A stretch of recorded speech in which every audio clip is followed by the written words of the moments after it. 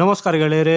ಜಗತ್ತಿನ ಭೂಪಟದಲ್ಲಿ ಎಂತಹದೊಂದು ಸಂಚಲನ ಉಂಟಾಗಿದೆ ಅಂದ್ರೆ ಅದು ಪಾಶ್ಚಿಮಾತ್ಯ ದೇಶಗಳ ನಿದ್ದೆಯನ್ನೇ ಹಾರಿಸಿಬಿಟ್ಟಿದೆ.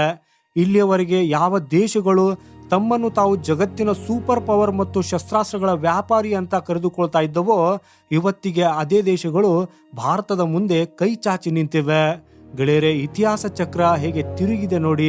ಯಾವ ದೇಶಗಳ ಶಸ್ತ್ರಾಸ್ತ್ರಗಳ ಮೇಲೆ ನಾವು ನಮ್ಮ ಸುರಕ್ಷತೆಗಾಗಿ ಅವಲಂಬಿತರಾಗಿದ್ದೇವೋ ಇವತ್ತಿಗೆ ಅವರು ತಮ್ಮ ಸುರಕ್ಷತೆಗಾಗಿ ಭಾರತದ ಬಾಗಿಲನ್ನ ತಟ್ಟುತ್ತಿದ್ದಾರೆ.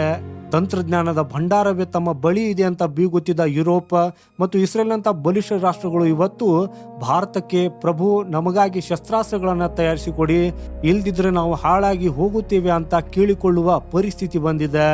ಗೆಳೆಯರೆ, ಸುದ್ದಿಯು ಭಾರತದ ರಕ್ಷಣಾ ವಲಯದಲ್ಲಿ ನಡೆಯುತ್ತಿರುವ ಅತಿ ದೊಡ್ಡ ಕ್ರಾಂತಿಯ ಆರಂಭವಾಗಿದೆ. ಜಗತ್ತು ಈಗ ಭಾರತವನ್ನು ಕೇವಲ ಒಬ್ಬ ಖರೀದಿದಾರನಾಗಿ ನೋಡ್ತಾ ಇಲ್ಲ, ಬದಲಾಗಿ ಒಂದು ಗ್ಲೋಬಲ್ ವೆಪನ್ ಪ್ರೊಡಕ್ಷನ್ ಲೈನ್ ಅಂದ್ರೆ ಜಗತ್ತಿನ ಅತಿ ದೊಡ್ಡ ಶಸ್ತ್ರಾಸ್ತ್ರ ಕಾರ್ಖಾನೆಯಾಗಿ ನೋಡ್ತಾ ಇದೆ. ಹಾಗೂ ಇದು ಭಾರತದ ಮೇಕ್ ಇನ್ ಇಂಡಿಯಾ ಸಿಂಹದಂತೆ ಗರ್ಜಿಸುತ್ತಿರುವ ಸಮಯ ಮತ್ತು ಇದೇ ಕಾರಣಕ್ಕೆ ಚೀನಾ ಹಾಗೂ ಪಾಕಿಸ್ತಾನಕ್ಕೆ ಬೆವರು ಇಳಿತಾ ಇದೆ. ಗೆಳೆಯರೆ, ಬದಲಾವಣೆ ಒಂದೇ ರಾತ್ರಿಯಲ್ಲಿ ಆದದ್ದಲ್ಲ.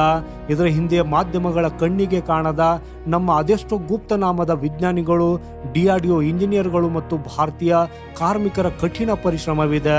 ಅಮೆರಿಕ ಇವತ್ತು ಭಾರತದಿಂದ ಶಸ್ತ್ರಾಸ್ತ್ರಗಳನ್ನು ತೆಗೆದುಕೊಳ್ತಾ ಇದೆ. ಇಸ್ರೇಲ್ ಕೂಡ ಭಾರತದಿಂದ ಶಸ್ತ್ರಾಸ್ತ್ರ ಖರೀದಿಸುವುದಕ್ಕಾಗಿ ಸಿದ್ಧವಾಗಿದೆ. ಹಾಗೂ ಇದರ ಶ್ರೇಯಸ್ಸು ನಮ್ಮ ವಿಜ್ಞಾನಿಗಳಿಗೆ ಸಲ್ಲಬೇಕು. ನಾವು ಭಾರತೀಯರೇ ಎಷ್ಟೋ ಬಾರಿ ಇವರ ತ್ಯಾಗವನ್ನ ಮರೆತು ಬಿಡ್ತೇವೆ. ಹಾಗಾಗಿ ನಮ್ಮ ದೇಶದ ವಿಜ್ಞಾನಿಗಳಿಗೆ ಗೌರವ ಸಲ್ಲಿಸಲು ಈ ವಿಡಿಯೋವನ್ನ ಲೈಕ್ ಮಾಡಿ ಮತ್ತು ಕಾಮೆಂಟ್ ಬಾಕ್ಸ್ ನಲ್ಲಿ ಮರೆಯದೆ ಜೈ ಹಿಂದ್ ಅಂತ ಬರೆಯಿರಿ. ಗೆಳೆಯರೆ, ಜೈ ಹಿಂದ್ ಅಂತ ಹೇಳುವುದು ನಮ್ಗೆಲ್ರಿಗೂ ಹೆಮ್ಮೆಯ ವಿಷಯ. ಸೊ ಬನ್ನಿ ಗೆಳೆಯರೆ, ಈಗ ಈ ಸುದ್ದಿಯ ಆಳಕ್ಕೆ ಇಳಿಯೋಣ ಮತ್ತು ಇಡೀ ಜಗತ್ತು ಭಾರತದ ಅಭಿಮಾನಿ ಆಗಲು ಕಾರಣವೇನು ಅನ್ನೋದನ್ನ ಅರ್ಥ ಮಾಡಿಕೊಳ್ಳೋಣ. ಗೆಳೆಯರೆ, ಒಂದು ಪ್ರಮುಖ ಡಿಫೆನ್ಸ್ ವೆಬ್ಸೈಟ್ ನಲ್ಲಿ ಪ್ರಕಟವಾದ ವರದಿಯ ಪ್ರಕಾರ ಯುರೋಪ್ ಮತ್ತು ಇಸ್ರೇಲ್ ತಮ್ಮ ಭದ್ರತೆಗಾಗಿ ಈಗ ಸಂಪೂರ್ಣವಾಗಿ ಭಾರತದ ಮೇಲೆ ಅವಲಂಬಿತವಾಗುವುದಕ್ಕಾಗಿ ಯೋಜನೆ ರೂಪಿಸುತ್ತಿವೆ. ಹಾಗೂ ಇದರ ಹಿಂದಿರುವ ಕಾರಣ ನಿಜಕ್ಕೂ ಆಶ್ಚರ್ಯಕರವಾಗಿದೆ. ಕಳೆದ ಕೆಲವು ವರ್ಷಗಳಲ್ಲಿ ಜಗತ್ತು 2 ದೊಡ್ಡ ಯುದ್ಧಗಳನ್ನ ಕಂಡಿದೆ. ಒಂದು ರಷ್ಯಾ ಉಕ್ರೇನ್ ಯುದ್ಧ ಮತ್ತು ಇನ್ನೊಂದು ಇಸ್ರೇಲ್ ಹಮಾಸ್ ಸಂಘರ್ಷ. ಹಾಗೂ 2 ಯುದ್ಧಗಳು ಪಾಶ್ಚಿಮಾತ್ಯ ದೇಶಗಳ ಅಸಲಿ ಬಣ್ಣವನ್ನ ಬಯಲು ಮಾಡಿವೆ. ಇಲ್ಲಿಯವರೆಗೆ ಅಮೆರಿಕ ಮತ್ತು ಯುರೋಪ್ಗೆ ತಮ್ಮ ಬಳಿ ವಿಶ್ವದ ಅತ್ಯುತ್ತಮ ತಂತ್ರಜ್ಞಾನವಿದೆ ಮತ್ತು ತಾವು ಕ್ಷಣಾರ್ಧದಲ್ಲಿ ಯುದ್ಧ ಗೆಲ್ಲಬಲ್ಲೆವು ಅನ್ನೋ ಭ್ರಮೆ ಇತ್ತು. ಆದರೆ ಉಕ್ರೇನ್ ಯುದ್ಧ ಭೂಮಿಯಲ್ಲಿ ಯಾವ ರೀತಿ ಗುಂಡು ಮದ್ದು ಮತ್ತು ಕ್ಷಿಪಣಿಗಳ ಖಾಲಿಯಾದವೋ ಅದು ಈ ದೇಶಗಳ ಎಚ್ಚರ ತಪ್ಪುವಂತೆ ಮಾಡಿದೆ. ಅವರ ಕಾರ್ಖಾನೆಗಳು ಪೀಸ್ ಟೈಮ್ ಲೆಕ್ಕಾಚಾರದಲ್ಲಿ ನಡೀತಾ ಇದ್ದವು. ಆದ್ರೆ ಗೆಳೆಯರೆ, ಇಂದಿನ ಯುದ್ಧಕ್ಕೆ ಮಾಸ್ ಪ್ರೊಡಕ್ಷನ್ ಅಥವಾ ಬೃಹತ್ ಪ್ರಮಾಣದ ಉತ್ಪಾದನೆ ಬೇಕಾಗ್ತದೆ. ಯುದ್ಧವನ್ನ ಕೇವಲ ನಿಖರವಾದ ಕ್ಷಿಪಣಿಗಳಿಂದ ಗೆಲ್ಲುವುದಕ್ಕೆ ಸಾಧ್ಯವಿಲ್ಲ, ಬದಲಾಗಿ ಗೋದಾಮುಗಳಲ್ಲಿ ತುಂಬಿರುವ ಮದ್ದು ಗುಂಡುಗಳ ರಾಶಿಯಿಂದ ಗೆಲ್ಲಲಾಗ್ತದೆ. ಹಾಗೂ ಇದೇ ವಿಚಾರದಲ್ಲಿ ಯುರೋಪ್ ಮತ್ತು ಇಸ್ರೇಲ್ ಸೋತಿವೆ. ಅವರ ಕಾರ್ಖಾನೆಗಳು ಹಗಲಿರುಳು ಕೆಲಸ ಮಾಡಿದ್ರು ತಮ್ಮ ಸೇನೆಯ ಹಸಿವನ್ನ ನೀಗಿಸುವುದಕ್ಕೆ ಸಾಧ್ಯವಾಗ್ತಾ ಇಲ್ಲ. ಸೊ ಇದೇ ಅಸಹಾಯಕತೆ ಇವರನ್ನ ಭಾರತದತ್ತ ನೋಡುವಂತೆ ಮಾಡಿದೆ. ಸೊ ಈಗ ಪ್ರಶ್ನೆ ಅಂದ್ರೆ, ಚೀನಾದಂತಹ ಉತ್ಪಾದನಾ ದೈತ್ಯನನ್ನ ಬಿಟ್ಟು ಜಗತ್ತು ಭಾರತದ ಬಳಿ ಯಾಕೆ ಬರ್ತಾ ಇದೆ? ಸೊ ಗೆಳೆಯರೆ, ಇದರ ಹಿಂದೆ ಒಂದು ದೊಡ್ಡ ರಣತಂತ್ರವಿದೆ. ಹಾಗೂ ಅದಕ್ಕೆ ಅತಿ ದೊಡ್ಡ ಕಾರಣ ಭಾರತದ ಜಿಯೋಗ್ರಾಫಿಕಲ್ ಲೊಕೇಶನ್. ಇವತ್ತಿಗೆ ಯುರೋಪ್ ಮತ್ತು ಮಧ್ಯಪ್ರಾಚ್ಯ ದೇಶಗಳು ಯುದ್ಧದ ಬೆಂಕಿಯಲ್ಲಿ ಬೇಯುತ್ತಿವೆ. ಅಲ್ಲಿನ ಕಾರ್ಖಾನೆಗಳು ಯಾವಾಗ ಬೇಕಾದ್ರೂ ಶತ್ರುಗಳ ಕ್ಷಿಪಣಿಗೆ ತುತ್ತಾಗಬಹುದು. ನಾಳೆಗೆ ರಷ್ಯಾ ಯುರೋಪ್ನ ಯಾವ್ದಾದ್ರು ಫ್ಯಾಕ್ಟರಿ ಮೇಲೆ ದಾಳಿ ಮಾಡಿದ್ರೆ ಅಥವಾ ಹಮಾಸ್ ಇಸ್ರೇಲ್ನ ಪ್ಲಾಂಟ್ ಅನ್ನು ಉಡಾಯಿಸಿದ್ರೆ ಅವರ ಸಪ್ಲೈ ಚೈನ್ ನಿಂತು ಹೋಗ್ತದೆ. ಹಾಗೂ ಇಂತಹ ಸಮಯದಲ್ಲಿ ಅವರಿಗೆ ಯುದ್ಧ ಭೂಮಿಯಿಂದ ಸಾವಿರಾರು ಕಿಲೋಮೀಟರ್ ದೂರವಿರುವ ಒಂದು ಸುರಕ್ಷಿತ ತಾಣ ಬೇಕು. ಹಾಗೂ ಈ ವಿಷಯದಲ್ಲಿ ಭಾರತಕ್ಕಿಂತ ಉತ್ತಮವಾದ ಜಾಗ ಇಡೀ ಜಗತ್ತಿನಲ್ಲಿ ಬೇರೆಲ್ಲೂ ಇಲ್ಲ. ಜಗತ್ತಿನ ಯಾವುದೇ ಮೂಲೆಯಲ್ಲಿ ಬಾಂಬ್ ಬೀಳಲಿ, ಭಾರತದಲ್ಲಿ ಶಸ್ತ್ರಾಸ್ತ್ರಗಳ ಉತ್ಪಾದನೆ ಯಾವುದೇ ಅಡೆತಡೆ ಇಲ್ಲದೆ ನಡೆಯುತ್ತಲೇ ಇರ್ತದೆ. ಹಾಗೂ ಇದನ್ನೇ ಸ್ಟ್ರಾಟಜಿಕ್ ಡೆಪ್ತ್ ಅಂತ ಕರೆಯುತ್ತಾರೆ. ಸೊ ಇದೇ ಕಾರಣಕ್ಕೆ ಇಸ್ರೇಲ್ ಈಗ ಭಾರತವನ್ನ ತನ್ನ ಬ್ಯಾಕಪ್ ಪ್ಲಾನ್ ಆಗಿ ನೋಡ್ತಾ ಇದೆ. ಗೆಳೆಯರಿ, ವರದಿಯಲ್ಲಿ ರಿಡಂಡೆನ್ಸಿ ಅನ್ನೋ ಪದವನ್ನು ಬಳಸಲಾಗಿದೆ. ಇಸ್ರೇಲ್ ಒಂದು ಪುಟ್ಟ ದೇಶ, 4 ಕಡೆ ಶತ್ರುಗಳಿಂದ ಸುತ್ತುವರೆದಿದೆ. ಅಲ್ಲಿ ಭೀಕರ ಯುದ್ಧವಾದ್ರೆ ಮೊದಲು ಅವರ ಕಾರ್ಖಾನೆಗಳೇ ಟಾರ್ಗೆಟ್ ಆಗ್ತವೆ.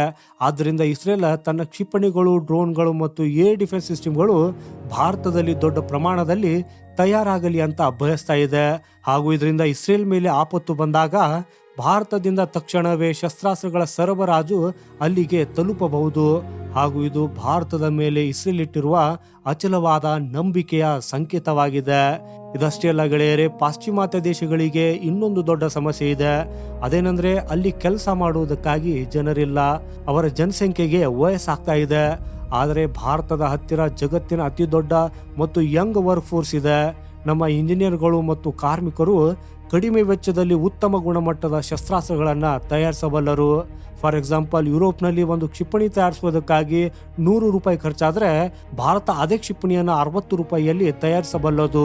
ಈ ಕಾಸ್ಟ್ ಇಫೆಕ್ಟಿವ್ನೆಸ್ಸೇ ಈ ಪಾಶ್ಚಿಮಾತ್ಯ ಕಂಪನಿಗಳನ್ನ ಭಾರತದತ್ತ ಸೆಳೆಯುತ್ತಿದೆ.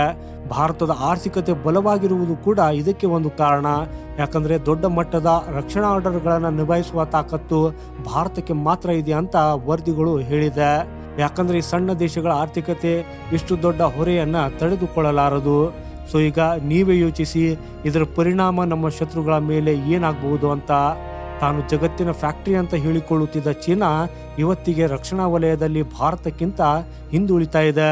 ಜಗತ್ತಿನ ಅತ್ಯಾಧುನಿಕ ಶಸ್ತ್ರಾಸ್ತ್ರಗಳು ಭಾರತದಲ್ಲಿ ತಯಾರಾಗಲು ಶುರುವಾದರೆ ನಮ್ಮ ಸೇನೆಗೂ ಲೇಟೆಸ್ಟ್ ಟೆಕ್ನಾಲಜಿ ಸಿಗ್ತದೆ, ನಮ್ಮ ರಕ್ಷಣಾ ವ್ಯವಸ್ಥೆ ಬಲವಾಗ್ತದೆ ಮತ್ತು ನಾವು ಯಾರಿಗೂ ಕೈ ಚಾಚುವ ಅಗತ್ಯವೂ ಕೂಡ ಬರುವುದಿಲ್ಲ.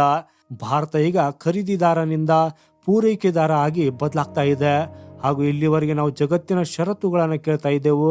ಆದರೆ ಇನ್ನು ಮುಂದೆ ನಾವು ಶಸ್ತ್ರಾಸ್ತ್ರ ನೀಡುವಾಗ ಷರತ್ತುಗಳು ನಮ್ಮದಾಗಿರ್ತವೆ. ಹಾಗೂ ಇದು ಭಾರತದ ಅತಿ ದೊಡ್ಡ ರಾಜತಾಂತ್ರಿಕ ಗೆಲುವು. ಆದರೆ ಗೆಳೆಯರೆ, ಈ ಕನಸನ್ನ ನನಸು ಮಾಡುವುದಕ್ಕಾಗಿ ಭಾರತ ಇಲ್ಲಿ ತನ್ನ ನೀತಿಗಳಲ್ಲಿ ಕೆಲವು ಬದಲಾವಣೆಗಳನ್ನ ಮಾಡಿಕೊಳ್ಳಬೇಕಿದೆ. ವರದಿಯಲ್ಲಿ ನೋ ಆಸ್ಕ್ ಪಾಲಿಸಿ ಬಗ್ಗೆ ಉಲ್ಲೇಖಿಸಲಾಗಿದೆ. ಇದರರ್ಥ ನಾವು ನಮ್ಮ ಮಿತ್ರ ರಾಷ್ಟ್ರಗಳಿಗೆ ಶಸ್ತ್ರಾಸ್ತ್ರ ರಫ್ತು ಮಾಡುವ ನಿಯಮಗಳನ್ನು ಸರಳಗೊಳಿಸಬೇಕು. ಇಸ್ರೇಲ್ ಅಥವಾ ಫ್ರಾನ್ಸ್ಗೆ ಭಾರತದಲ್ಲಿ ತಯಾರಾದ ಶಸ್ತ್ರಾಸ್ತ್ರಗಳು ಯಾವುದೇ ಸರ್ಕಾರಿ ಕಿರಿಕಿರಿ ಇಲ್ಲದೆ ನಮಗೆ ಸಿಗ್ತಾವೆ ಅನ್ನೋ ನಂಬಿಕೆ ಬಂದ್ರೆ ಅವರು ಕೋಟ್ಯಾಂತರ ಡಾಲರ್ ಹೂಡಿಕೆ ಮಾಡುವುದಕ್ಕಾಗಿ ಹಿಂಜರಿಯುವುದಿಲ್ಲ. ಇಲ್ಲಿ ಸಂತೋಷದ ವಿಷಯವಂದ್ರೆ ಭಾರತ ಸರ್ಕಾರ ಈ ನಿಟ್ಟಿನಲ್ಲಿ ವೇಗವಾಗಿ ಕೆಲಸ ಮಾಡ್ತಾ ಇದೆ. ಟಾಟಾ, ಮಹೀಂದ್ರಾ, ಕಲ್ಯಾಣಿ ಮತ್ತು ಅದಾನಿ ಅಂತ ಖಾಸಗಿ ಕಂಪನಿಗಳು ಇವತ್ತಿಗೆ ಡಿಫೆನ್ಸ್ ಸೆಕ್ಟರ್ನಲ್ಲಿ ಅದ್ಭುತ ಸಾಧನೆ ಮಾಡ್ತಾ ಇವೆ. ಹಾಗೂ ಇವತ್ತಿಗೆ ಭಾರತದಿಂದ ಫಿರಂಗಿ ಗುಂಡುಗಳು ಮತ್ತು ಡ್ರೋನ್ ಬಿಡಿ ಭಾಗಗಳು ಪ್ರಪಂಚದಾದ್ಯಂತ ರಫ್ತಾಗ್ತಾ ಇವೆ. ಗೆಳೆಯರೆ, ಜಗತ್ತು ಚಿಪ್ಸ್ಗಾಗಿ ಹೇಗೆ ತೈವಾನ್ ಮೇಲೆ ಅವಲಂಬಿತವಾಗಿದೆಯೋ ಹಾಗೇನೆ ಭವಿಷ್ಯದಲ್ಲಿ ಸುರಕ್ಷತೆಗಾಗಿ ಭಾರತದ ಮೇಲೆ ಅವಲಂಬಿತವಾಗಲಿದೆ. ಹಾಗೂ ಈ ಪಾಲುದಾರಿಕೆ ಕೇವಲ ಶಸ್ತ್ರಾಸ್ತ್ರ ತಯಾರಿಕೆಗೆ ಸೀಮಿತವಾಗಿಲ್ಲ, ಇದು ಟೆಕ್ನಾಲಜಿ ಟ್ರಾನ್ಸ್ಫರ್ಗೂ ದಾರಿ ಮಾಡಿಕೊಡುತ್ತದೆ. ಗೆಳೆಯರೆ, ವಿದೇಶಿ ಕಂಪನಿಗಳು ಇಲ್ಲಿಗೆ ಬರುವಾಗ ತಮ್ಮ ಹೈಟೆಕ್ ತಂತ್ರಜ್ಞಾನವನ್ನ ತರ್ತಾವೆ. ಇದರಿಂದ ನಮ್ಮ ವಿಜ್ಞಾನಿಗಳಿಗೆ ಹೈಪರ್ಸೋನಿಕ್ ಮಿಸೈಲ್, ಲೇಸರ್ ವೆಪನ್ ಮತ್ತು ಅಡ್ವಾನ್ಸ್ಡ್ ಡ್ರೋನ್ಗಳನ್ನ ತಯಾರಿಸಲು ಸಹಾಯವಾಗ್ತದೆ. ಹಾಗೂ ಇದು ಎರಡು ಕಡೆಯವರೆಗೂ ಲಾಭದಾಯಕ. ಪಶ್ಚಿಮದ ದೇಶಗಳಿಗೆ ಅಗ್ಗದ ಮತ್ತು ಸುರಕ್ಷಿತವಾದ ಉತ್ಪಾದನಾ ಕೇಂದ್ರ ಸಿಗ್ತದೆ. ಭಾರತಕ್ಕೆ ತಂತ್ರಜ್ಞಾನ, ಹೂಡಿಕೆ ಮತ್ತು ವಿಶ್ವಗುರುವ ಅವಕಾಶವೂ ಕೂಡ ಸಿಗ್ತದೆ. ಗೆಳೆಯರೆ, ಇಲ್ಲಿ ಉಕ್ರೇನ್ ಯುದ್ಧ ಒಂದು ಪಾಠ ಕಲಿಸಿದೆ. ಯಾರ ಬಳಿ ಸಪ್ಲೈ ಇದೆಯೋ ಅವನೇ ಸಿಕಂದರ್ ಅಂತ. ಗೆಳೆಯರೆ, ಭಾರತದ ಹತ್ತಿರ ಎಂಥ ಸಂಕಟವನ್ನಾದರೂ ಎದುರಿಸಬಲ್ಲ ಕೈಗಾರಿಕಾ ಶಕ್ತಿ ಇದೆ. ನಮ್ಮ ತಟಸ್ಥ ಮತ್ತು ಸ್ವತಂತ್ರ ವಿದೇಶಾಂಗ ನೀತಿಯು ನಮ್ಮನ್ನು ಜಗತ್ತಿನ ಅತ್ಯಂತ ನಂಬಿಕಸ್ಥ ಗೆಳೆಯನ್ನಾಗಿ ಮಾಡಿದೆ. ಈ ಅಮೆರಿಕ ತನ್ನ ರಾಜಕೀಯದಲ್ಲಿ ಮುಳುಗಿದೆ, ಚೀನಾದಿಂದ ಅಪಾಯವಿದೆ. ಇಂತಹ ಸಮಯದಲ್ಲಿ ಜಗತ್ತು ನಂಬಿಕೆಡದ ಏಕೈಕ ಬಂಡೆ ಅಂದ್ರೆ ಅದು ನಮ್ಮ ಭಾರತ. ಗೆಳೆಯರೆ, ಇದು ಭಾರತದ ಉದಯದ ಸಮಯ. ಶತಮಾನಗಳ ನಂತರ ಭಾರತಕ್ಕೆ ತಾನು ಅರ್ಹವಾಗಿದ್ದ ಸ್ಥಾನ ಮರಳಿ ಸಿಗ್ತಾ ಇದೆ. ಭಾರತದ ಕಾರ್ಖಾನೆಗಳಲ್ಲಿ ತಯಾರಾದ ಡ್ರೋನ್ಗಳು ಇಸ್ರೇಲ್ ಗಡಿಯನ್ನು ಕಾಯುವಾಗ, ಭಾರತದ ಕ್ಷಿಪಣಿಗಳು ಯುರೋಪಿಯನ್ ಆಕಾಶವನ್ನು ರಕ್ಷಿಸುವಾಗ ಪ್ರತಿಯೊಬ್ಬ ಭಾರತೀಯನ ತಲೆ ಹೆಮ್ಮೆಯಿಂದ ಎತ್ತರವಾಗ್ತದೆ. ಪಾಕಿಸ್ತಾನ ಮತ್ತು ಚೀನಾದ ಕುತಂತ್ರಗಳು ಇಲ್ಲಿ ನಡೆಯುವುದಿಲ್ಲ. ಯಾಕಂದ್ರೆ ಭಾರತ ಈಗ ಗ್ಲೋಬಲ್ ಡಿಫೆನ್ಸ್ ಆರ್ಕಿಟೆಕ್ಚರ್ನ ಮುರಿಯಲಾಗದ ಭಾಗವಾಗಿದೆ. ಗೆಳೆಯರೆ, ಜಗತ್ತಿನ ಸುರಕ್ಷತೆಯ ಕೀಲಿ ಕೈ ಯಾವ ದೇಶದ ಹತ್ತಿರ ಇರ್ತದೆಯೋ ಆ ದೇಶವನ್ನ ಎದುರು ಹಾಕಿಕೊಳ್ಳುವ ಧೈರ್ಯ ಯಾರು ಮಾಡ್ತಾರೆ. ಹಾಗೂ ಇದು ಭಾರತವನ್ನು ಅಜೇಯವಾಗಿಸುವ ಸುರಕ್ಷಾ ಕವಚವಾಗಿದೆ. ಆದ್ದರಿಂದ ನಮ್ಮ ಸರ್ಕಾರ, ನಮ್ಮ ಉದ್ಯಮಿಗಳು ಮತ್ತು ವಿಜ್ಞಾನಿಗಳ ಈ ದೂರದೃಷ್ಟಿಗೆ ನಾವು ಹೆಮ್ಮೆ ಪಡಲೇಬೇಕು. ನಾವು ಸರಿಯಾದ ದಾರಿಯಲ್ಲಿ ಇದ್ದೇವೆ ಮತ್ತು ಗುರಿ ಇನ್ನೂ ಹೆಚ್ಚು ದೂರವಿಲ್ಲ. ಭಾರತ ವಿಶ್ವಗುರು ಆಗುವುದನ್ನ ಯಾರು ಕೂಡ ತಡೆಯೋದಕ್ಕೆ ಸಾಧ್ಯವಿಲ್ಲ. ಸೊ ಗೆಳೆಯರೆ, ಈ ಮಾಹಿತಿಯ ಬಗ್ಗೆ ನಿಮ್ಮ ಅಭಿಪ್ರಾಯ ಏನು ಅನ್ನೋದನ್ನ ಕಮೆಂಟ್ ಮಾಡೋದ್ರ ಮೂಲಕ ನಮಗೆ ತಿಳಿಸಿ. ಈ ಮಾಹಿತಿ ಇಷ್ಟವಾದರೆ ವಿಡಿಯೋನ ಲೈಕ್ ಮಾಡ್ತಾ ಚಾನೆಲ್ ಸಬ್ಸ್ಕ್ರೈಬ್ ಮಾಡೋದನ್ನ ಮರೆಯದಿರಿ. ಸಿಗೋಣ ಮುಂದಿನ ಮತ್ತೊಂದು ಇಂಟ್ರೆಸ್ಟಿಂಗ್ ಮಾಹಿತಿಯೊಂದಿಗೆ. ವಂದೇ ಮಾತರಂ. ಭಾರತ್ ಮಾತಾ ಕಿ ಜೈ.